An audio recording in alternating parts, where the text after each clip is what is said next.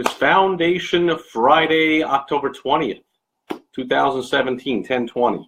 Steve Sipress here with you. It'll be short and sweet today. Today, as Rhino of the Day, is this wooden rhino. Now, I've shown one similar to it before because the artistic woodworker that created this, Jeff Smith, jeffwoodworking.com, gave me about a dozen of these. Supposedly, I think to hand out as if they're business cards or something, because it says, wow your customers. I think that's a reference to the wow strategy.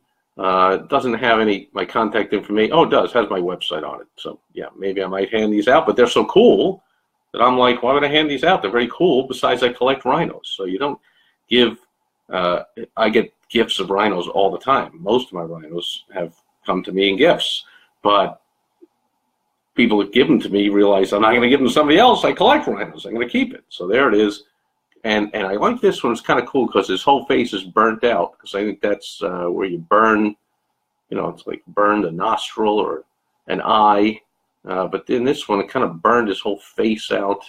Kind of cool. And it's got a hole here maybe to put on a keychain or something. So very cool little wooden rhino, courtesy of jeffwoodworking.com. And that it's wood because the title of today's Foundation Friday tip comes from a proverb about woodworking, which I'm sure everybody here knows, especially my clients that are in the remodeling or carpentry business, so kinds of contractors that I help make tons of money. And it comes from woodworking, where you want to make sure you cut properly, otherwise you've wasted that entire piece of wood. So you measure twice. You double check your work, and your work is the measuring, so that when you cut, you only have to cut once because you've double checked the measurement. Well, this comes from a mistake I made yesterday, so I'm just sharing it with you, that I know that. And I also know I'm supposed to double check things before I, give the go, and I still make that mistake. So we're entrepreneurs, and mistakes are okay. It's how we learn. Although I should have learned this lesson a long time ago and not done it again, but there I went. So what I did was I put the title here of the video, which I do every day, and then I cut and paste it to send out an email to people on my email list so I can notify them that I've got something new I'm teaching, and they can click here and go watch the video. By the way, if you're not on my email list, I do a lot more than just notify people when there's an email, when my magazine goes out, other kind of resources that I have that are, most of the time, they're free, sometimes very cheap, like 99 cents or a few bucks or something like that. If I think they're good, I let people know. So you can get on the list if you want. Go to stevesipress.com. Give me your name and email, and you're on my email list. But I digress.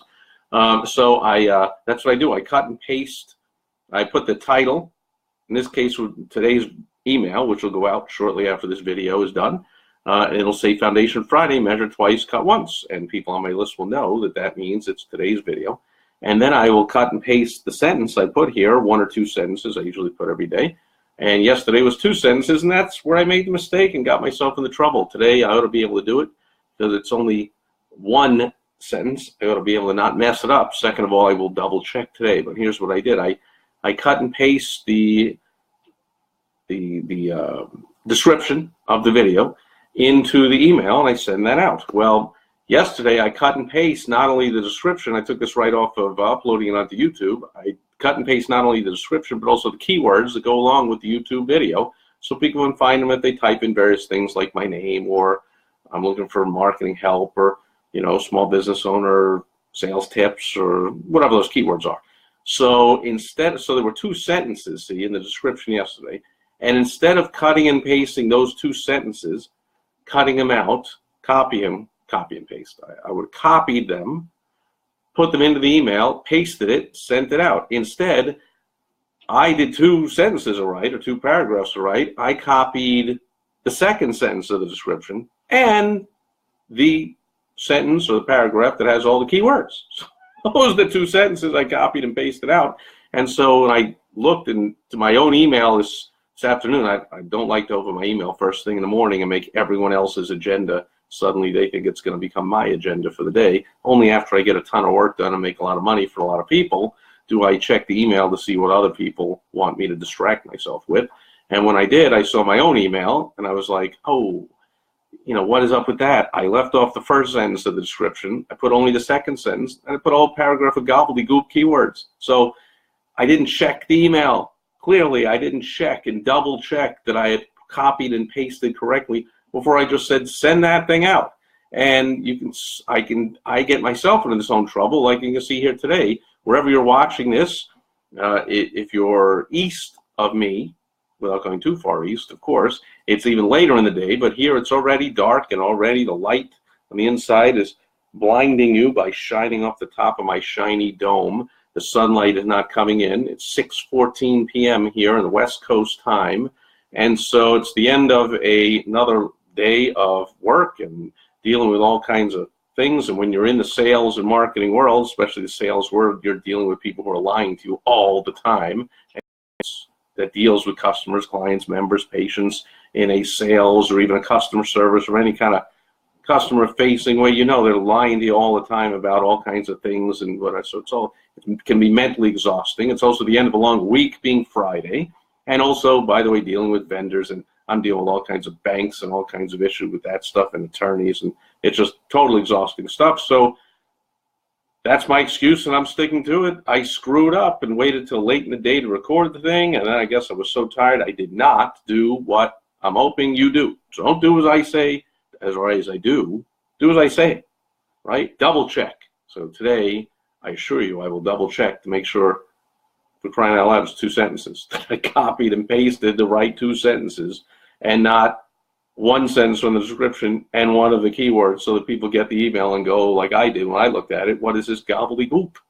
At least I know what it is, because it's my bunch of keywords, and other people, sharp entrepreneurs, will recognize that, but still it has no place going out in an email.